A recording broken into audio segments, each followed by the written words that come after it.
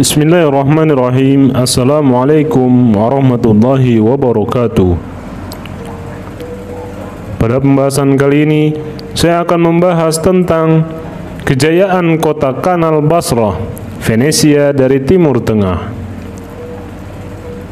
Menurut Dr. Syauqi Abu Khalil dalam Atlas Hadits Al-Nabawi, Basrah merupakan sebuah kota di pinggiran sungai Syat Al-Arab setelah pertemuan sungai Tigris dan Efrat di desa Al-Qurna.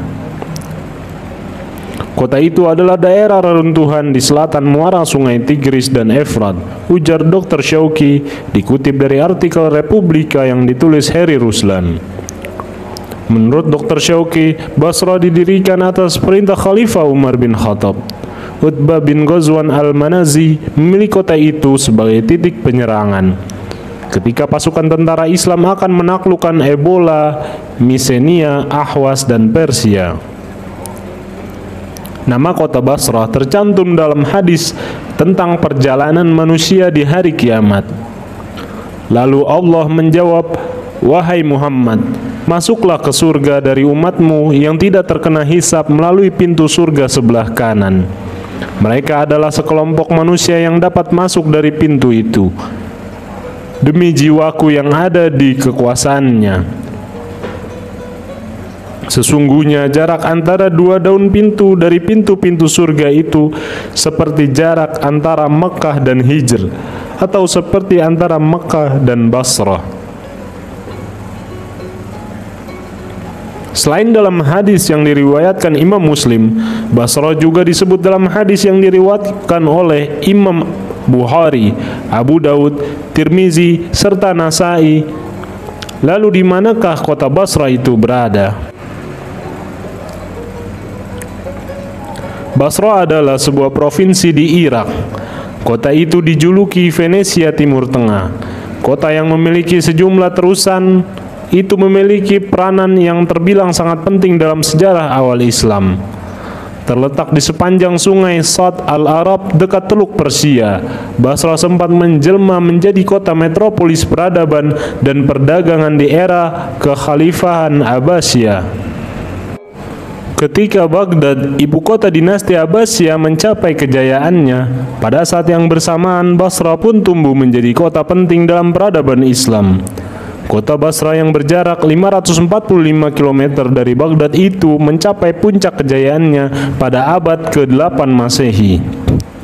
Tak heran jika Basrah bersaing menjadi kota metropolis peradaban dan intelektual dengan Baghdad pada era kemasan Islam.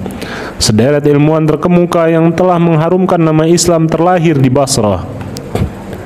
Di antara sederet sarjana dan ilmuwan muslim yang terlahir di kota Basrah itu antara lain Abdul Malik bin Quraib al-Asma'i, seorang ahli zoologi yang sangat terkenal, Abu Bakar Muhammad bin Al-Hasan bin Duraid, geografer dan genealog kondang Al-Jahiz, sastrawan Islam klasik yang kesohor, serta Ibnu Al-Haytham, seorang fisikawan fenomenal. Selain itu, di pusat intelektual itu juga ahli tata bahasa Arab terkemuka seperti Sibawayh dan Al-Khalil bin Ahmad. Beberapa ahli sejarah terkemuka pun ternyata terlahir di kota itu seperti Abu Amr bin Al-A'la, Abu Baidah Al-Asma'i, serta Abu Al-Hasan Al-Madani. Selain memiliki sastrawan kondang seperti Al-Hijaz, dari Basrah juga lahir beberapa sastrawan seperti Ibnu Al-Mukaffa dan Sahal bin Harun. Kota yang dikenal sebagai penghasil kurma berkualitas tinggi itu didirikan oleh umat Islam pada 636 Masehi, era kepemimpinan Khalifah Umar bin Khattab. Pada tahun itu, pasukan tentara Islam yang mulai melakukan ekspansi di bawah komando Utbah bin Ghazwan berhasil menaklukkan wilayah itu dari kekuasaan kerajaan Sansanid. Di daerah yang awalnya bernama Festabat Ardasir itu, pasukan Islam berkemah. Umat Islam lalu menjadikan daerah itu sebagai basis pertahanan saat melawan Imperium Sasanid. Sejak itu, wilayah itu pun diberi nama Basrah, yang berarti mengawasi atau memantau. Dari wilayah itulah pasukan tentara Islam memantau pergerakan militer Sasanid. Versi lain menyebutkan kata Basra berasal dari bahasa Persia Basrah atau Basorah. Kata Al-Basra bisa pula berarti batu kerikil hitam.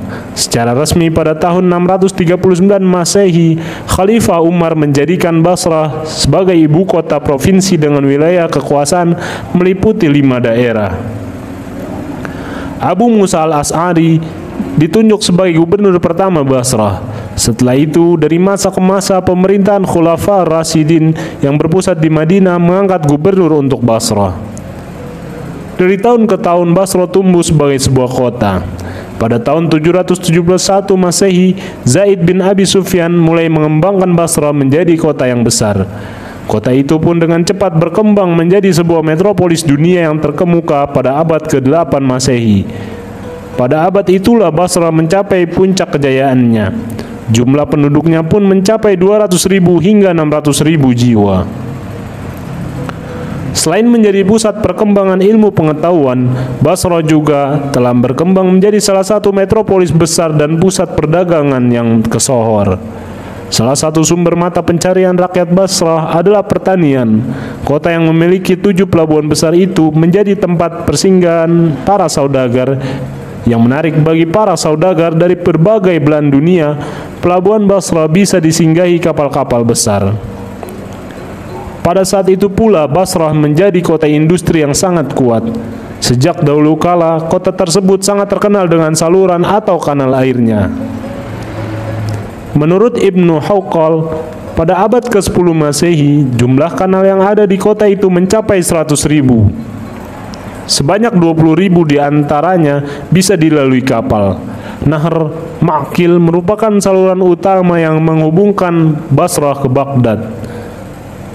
Kanal utama itu dibangun pada era kepemimpinan Khalifah Umar bin Khattab. Adalah Ma'qil bin Yasar, seorang sahabat Rasulullah SAW yang memimpin pembangunan kanal itu. Selain itu, kanal utama lainnya di kota itu adalah Kanal Ubullah yang menghubungkan Basrah ke arah tenggara. Itulah mengapa Basrah kerap dijuluki Fenisia Timur Tengah.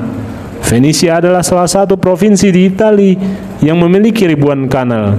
Sayangnya, era keemasan Basrah sebagai kota intelektual dan perdagangan tak bertahan lama. Memasuki akhir abad ke-10 Masehi, perlahan namun pasti kejayaan Basrah yang sempat menjadi obor peradaban itu mulai padam. Ada beberapa faktor yang menyebabkan masa kejayaan Basrah meredup. Pertama, kota Basrah yang tengah mengalami kemajuan yang pesat mulai rusak parah setelah pada tahun 953 Masehi diserang oleh Karmatian, sebuah sekte selama 17 hari. Meski begitu, setelah serangan itu Basrah bisa kembali pulih. Hal itu dibuktikan oleh kesaksian seorang penjelajah muslim bernama Nasir Khurasau. Menurut Nasir, pada tahun 1052 Masehi, Basrah merupakan kota yang padat. Dia melihat dinding kota yang dihancurkan Karmatian sudah diperbaiki. Meski begitu, tak sepenuhnya kerusakan akibat serangan itu bisa diperbaiki. Kedua, padamnya kejayaan kota Basrah juga terjadi akibat gempuran dan serangan membabi buta tentara Mongol. Pada gelombang penyerangan tentara Mongol yang pertama antara tahun 1219 Masehi hingga 1222 Masehi, Basrah masih bisa selamat. Namun, dalam serangan kedua, kota itu tak luput dari gempuran tentara Mongol. Basrah pun dihancurkan oleh serangan gabungan yang dilakukan tentara Perang Salib dan Mongol. Untuk menghancurkan metropolis intelektual dan perdagangan utama Islam, para pemimpin Nasrani telah mengirimkan utusan khusus kepada Mongol. Mereka berkomplot untuk melakukan serangan gabungan terhadap kota-kota Islam. Basrah pun luluh lantak ketika Baghdad pada tahun 1258 Masehi dihancurkan pasukan Mongol di bawah komando Hulagu Khan. Penjelajah Muslim Ibnu Battuta pada medio abad ke-14 masih menyaksikan puing-puing kehancuran Basrah. Wassalamualaikum warahmatullahi wabarakatuh.